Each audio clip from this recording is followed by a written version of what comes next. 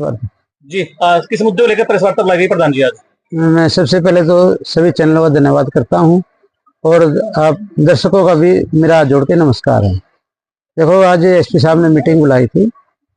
Meeting इसलिए बुलाई थी, व्यापारी संगठन वहाँ मौजूद थे और एसपी साहब ने ये कहा भाई कोई कानून व्यवस्था को लेके कोई दिक्कत हो या कोई पुलिस प्रशासन से कोई दिक्कत हो, ऐसी बात हमारी मीटिंग व्यापार मंडल की हुई थी। और उसमें मैंने भी नोट कराया था थोड़ी जो समस्याएं थी, चाहे शहर में जाम की बात थी, चाहे गश्त को लेके थी, वो एसपी साहब ने बड़े अच्छे तरीके से नोट किया, पॉइंट टू पॉइंट नोट किया। और एसपी साहब ने ये पूछा भाई कोई या तो फिरौती की बात हो या कोई बदमाश आपको तंग कर रहा हो, मुझे जानकारी दे। और एसपी साहब ने ये भी कहा भाई मुझे अगर जानकारी देगा तो तुरंत उसका इलाज होगा। तो अच्छी बात है, व्यापार मंडल की मीटिंग हुई थी, बड़े अच्छे ढंग से मीटिंग हुई थी। तो दूसरा विषय ये है मेरे लिए भाई, जो निरंतर फिरौतियां आ रही हैं तो हरियाणा सरकार क्यों सोई हुई है? तो आप देख रहे होंगे हर रोज की घटनाएं हैं, हर रोज बड़े बड़े शोरूम पे गोलीबारी होती है, 50-50 राउंडों में गोलीबारी होती है। तो सरकार, जैसे मुख्यमंत्री जी अभी पीछे उनका सम्मेलन था सरपंचों का, घोषणा पे घोषणा कर रहे थे।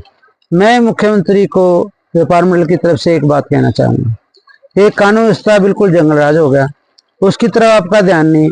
क्यों नहीं मुख्यमंत्री ने आगे आके ये कहना चाहिए भाई व्यापारी जितने भी दिखते हैं, जो व्यापारी भयभीत हैं, जो अपना व्यापार खत्म करके प्लान करने लग रहे हैं, उनको सहानुभूति देने की जरूरत है, उनको विश्वास जीतने की जरूरत है, उनको भरोसा दिलाने की जरूरत है।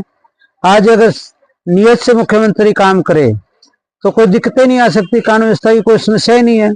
देखो, ये तो दृढ़ निश्चय करना पड़ेगा मुख्यमंत्री ने, तो जितने भी अपराधी किस्म के मामले हैं उनमें ऐलान करना पड़ेगा, इनका पक्का इलाज करना पड़ेगा, नहीं तो व्यापारी भयभीत हैं। आज एक तरफ तो आप करें व्यापारी हमारा बैंक वोट है, यहाँ कोई उद्योग स्थापित नहीं हो रहे, यहाँ कोई कारखाने नहीं लग रहे, यहाँ कितनी बेरोजगारी चरम सीमा पर है, मुख्यमंत्री का उसकी तरफ ध्यान नहीं है। 9.5 साल का शासनकाल, माननीय खट्टर साहब मुख्यमंत्री थे, अगर इनका पक्का इलाज करते आज क्या समस्याएं आती। आज ये जितनी घोषणा मुख्यमंत्री जी नायब सैनी जी करें, चाहे वो सरपंचों के बारे में लगा लो, चाहे कर्मचारी के बारे में लगा, चाहे गरीबों के लिए, ये तो इम्प्लीमेंट होते ही नहीं है, तो चुनावी स्टैंड है।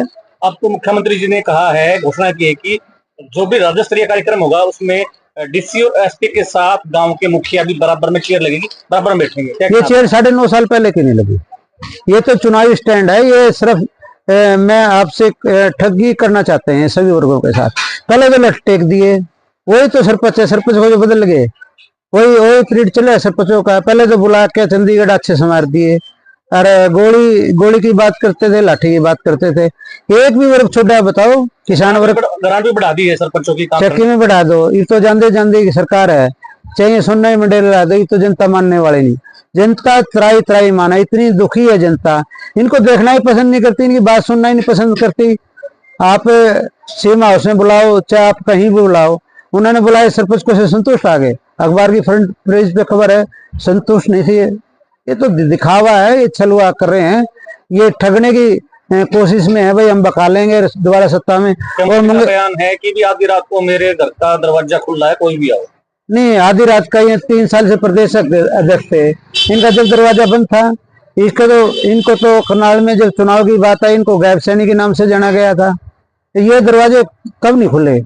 आज ये ढकोसले करने के लिए, आज गुमराह करने के लिए उचित कंटे नाम अपनाए, आपकी असलियत को पता चलता है। जो बीजेपी सरकार ने जो चाहे सरपंचों को लेके, चाहे आंगनबाड़ी धरने पे आए, प्रदर्शन कराया, उन पे लाठी चार्ज, किसान आए उन पे गोलियां बरसा दी, आपने देखा बॉर्डर पे क्या किसान शहीद हुए।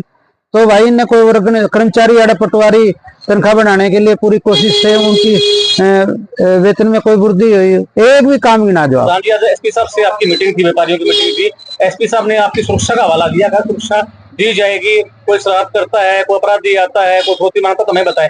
तो क्या पुलिस प्रशासन किस तरीके की सुरक्षा व्यवस्था के आदेश दिए हैं? कैमरा लगवाएंगे मार्केट के अंदर, मैंने गश्त बढ़ाएंगे? देखो, कैमरे भी खराब है जी, तो कम से कम 8-10 कैमरे खराब हैं। वो तो जो प्रशासन ने कैमरे लगाए थे उनकी तरफ ध्यान देना चाहिए, ये खराब क्यों है, क्या कारण है। देखो, दुकानदारों से भी एसपी साहब ने ये कहा है भाई दुकानदार जितने भी कैमरे हैं वो एक कैमरा बाहर लगा लें। मेरा भी निवेदन है व्यापार मंडल के जिला प्रधान होने के नाते, देखो इसमें सुरक्षा थोड़ी मजबूती आती है। कोई भी मान ले कोई फिरौती मांगने वाला आता है, आपका कैमरा बाहर नहीं हो, उसकी मोटरसाइकिल, उसका कोई व्हीकल रुकेगा, या आप दूर से देख सकोगे, पहचान सकोगे। तो ये मेरा भी निवेदन है इसी कड़ी में भाई आपने एक कैमरा बाहर भी रखना चाहिए। कई दुकानदार अंदर अंदर कैमरे लगे, उसकी पेट्रोलिंग बढ़ाने का भी कोई आश्वासन बिल्कुल दिया मैंने गया? तो गश्त बढ़ाने की बात कही थी, क्योंकि हमेशा 7 बजे के बाद गश्त बढ़नी चाहिए। क्योंकि क्राइम होता है जब भी या 9 बजे या रात के 10 बजे या 8 बजे, क्राइम कभी दिन में नहीं होता। दिन में तो भाई जहाँ चोरी तो हो सकती है, जैसे आप कहीं जाते हो घूमने के लिए जाते हो, वहाँ चोरी तो हो सकती है, लेकिन क्राइम दिन में बहुत कम होता है। क्राइम हमेशा 8 से 10 बजे तक क्राइम होता है। उसके लिए मैंने एसपी साहब को नोट कराया है, और मैंने ये भी कहा एसपी साहब को, कई जगह ऐसे हैं ये स्थान बिल्कुल जाम हो जाता है, आदमी पैदल भी नहीं निकल सकता, वो भी व्यवस्था एसपी साहब ने कहा हम वो भी बनाएंगे।